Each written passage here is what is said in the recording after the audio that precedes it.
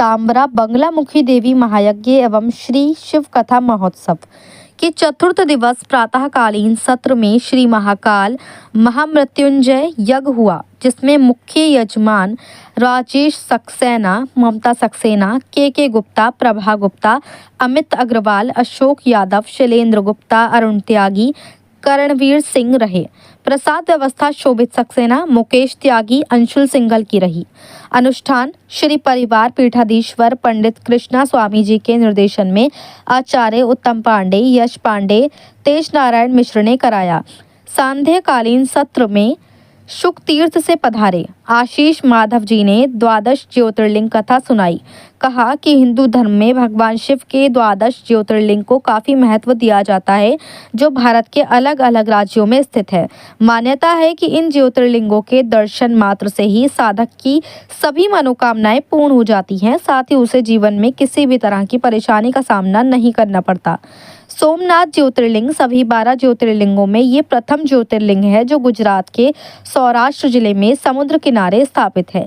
जो भी पूरी श्रद्धा से यहाँ पूजा पाठ करता है, उसे जीवन में सुख, समृद्धि, यश, सम्मान की प्राप्ति होती है।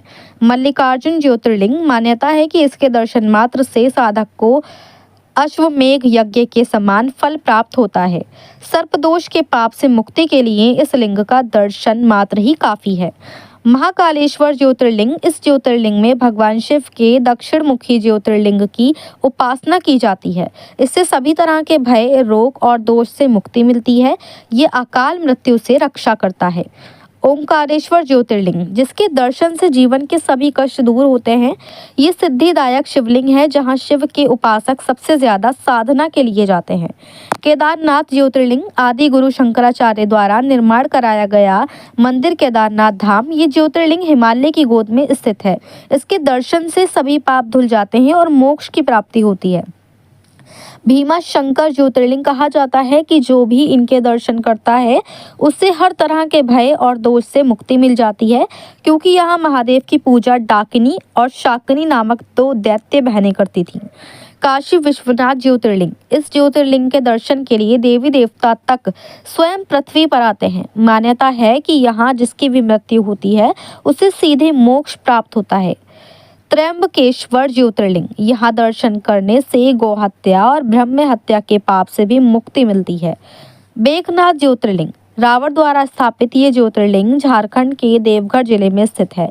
मान्यता है कि यहाँ पूजा पाठ करने से भक्तों को सभी कष्टों से मुक्ति मिलती है। ये कामना ज्योतिर्लिंग है, जहाँ शक्ति और शिव एक साथ विराजते हैं। ऐसे में ही मनोकामना की पूर्ति वाला शिवलिंग है।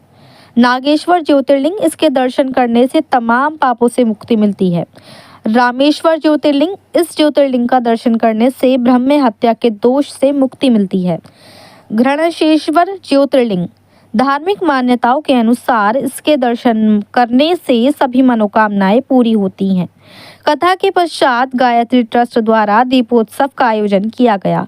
तत्पश्चात फूलों की होली का भव्य आयोजन हुआ।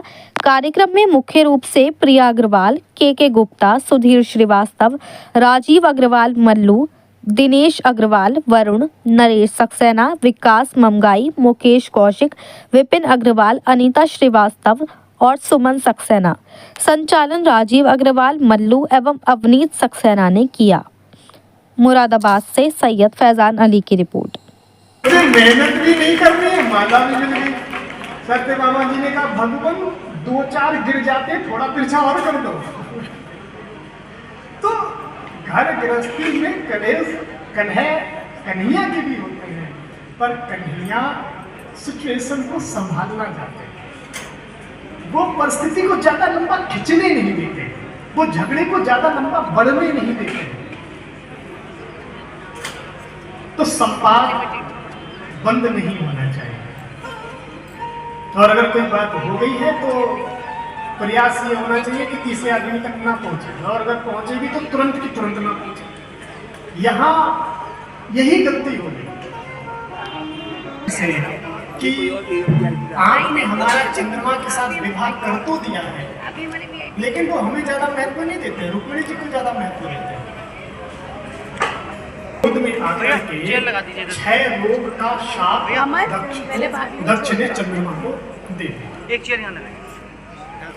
और जैसे क्षय रोग का साथ लगा, सभी रानियों में पछतावा हुआ कि हम तो ये चाह रही थी कि हमारी तरफ भी चंद्रमा का झुकाव हो, लेकिन ये तो उन्होंने शाप दे दिया और ये तो कोई समस्या का हल नहीं है।